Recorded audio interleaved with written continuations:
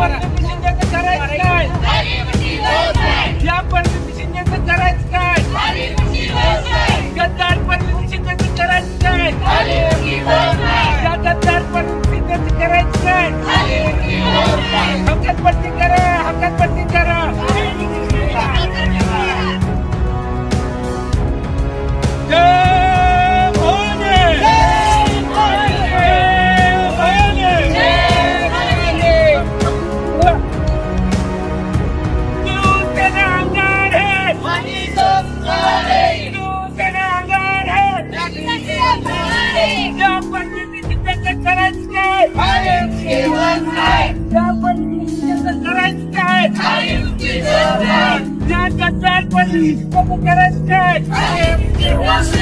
भाजपची हातमिळवणी केलेल्या पद्धतीचं करायचं काय?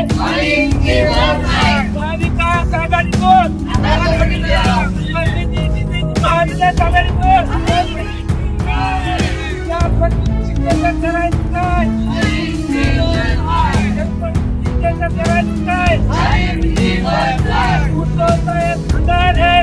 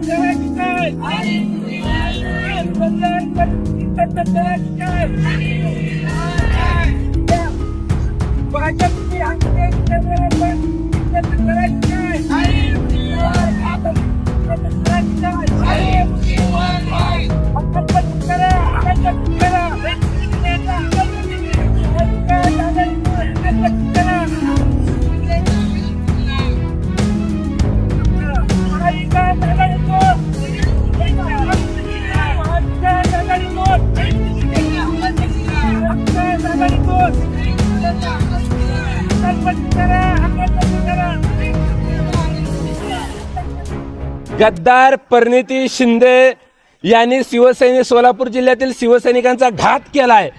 त्यांनी महाविकास आघाडीचा धर्म पाळला नाही, म्हणून महाविकास आघाडीच्या सर्व आमच्या पक्षातील नेत्यांकडे मागणी आहे, ताबडतोब ह्या गद्दार परिणिती शिंदेची हकालपट्टी करा. नुसती ह्या गद्दार परिणिती शिंदेची हकालपट्टी नाही तर ही जी काँग्रेसने खासदारकी रद्द केली पाहिजे ताबडतोब. अहो हिला लाज लज्जा शिल्लक असायला पाहिजे होते. अहो शिवसेनेच्या जीवावर ही खासदार झाली. अहो आमचे उद्धव साहेब आजारी असताना ह्यांनी उद्धव साहेबाचं बूट पुसायचं काम केलं, बूट चाटण्याचं काम केलं सभा मागण्यासाठी आणि निवडून येण्यासाठी. आणि उद्धव साहेबांनी आजारी असताना देखील परिणिती शिंदेसाठी सभा घेतली. तिला एवढी देखील जाण राहिली नाही. हिला अक्कलच नाही मुळात. ही बेअक्कली माणसं आहेत, ही गद्दार आहे ती. कारण या परिणिती शिंदेनं भाजपकडून सुपारी घेतलेली आहे, भाजपची हात मिळवणी केलेली आहे. म्हणून तिकडं खासदारकीला भाजपनं तिला मदत केली, म्हणून इकडं तिनं सुभाष देशमुखला निवडून आणण्यासाठी आज तिनं अपक्ष उमेदवाराला पाठिंबा दिला.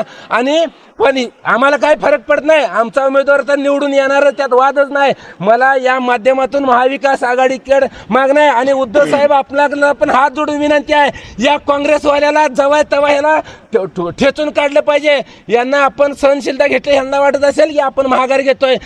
तुम्हाला सांगतोय परिणिती शिंदे, तुलाच काय तुझ्या बापाला देखील आम्ही भेट नाही आणि असली भीती आम्हाला परत दावायची नाही. आणि या परिणिती शिंदेनी जे आमच्या पाठीत खंजीर खुपसलाय, हिला आता वेजा मुदलासाठी परतफेड करणार. आणि परिणिती शिंदे जर दम आहे ना, इथनं पुढे हिच्या ह्या मतदारसंघात सोलापूर जिल्ह्यात फिरूनच जावं.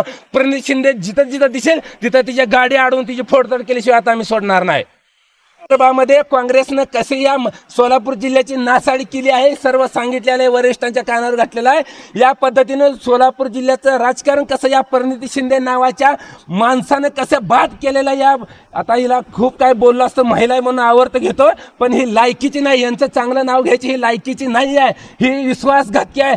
त्यावेळेस खासदारकीच्या वेळेस आमचे आदरणीय खंदारे साहेबांनी सांगितलं होतं की परिणिती शिंदेच्यावर विश्वास ठेवू नका, परंतु आमच्यामधल्या काही गद्दारांनी आम्हाला देखील फसवलंय आणि आमच्या शिवसेनेमध्ये असणाऱ्या काही पदाधिकारी गद्दारांना पण सांगू इच्छितो, जर का आता इथून पुढच्या काळात जर त्या काँग्रेस बरोबर कुणी जर मिलीभगत केली असेल तर तुम्हाला देखील आता शिवसैनिकांचा इसका आणि वरिष्ठ अधिकाऱ्याचा इसका दाखवल्याशिवाय सोडणार नाही। अशा गद्दारांना घरचा रस्ता दाखवला जाईल। आम्हाला देखील आमच्या एका गद्दारांनी फसवलेलं आहे, आमच्याशी खोटं बोललेलं आहे, याचा रिपोर्ट मी उद्धव साहेबांसमोर बसून देणार आहे। त्यांनी लोकसभेला कसं कसं काय काय कारस्थान केलेलं आहे आणि म्हणून परिणिती शिंदे वाटत असेल की सगळी शिवसैनिक आणि पदाधिकारी विकले जातील, अरे शिवसैनिक विकला जाणार नाही, तुमच्यासारख्याला विकत घ्यायला बसलेला आहे। बरोबर आहे।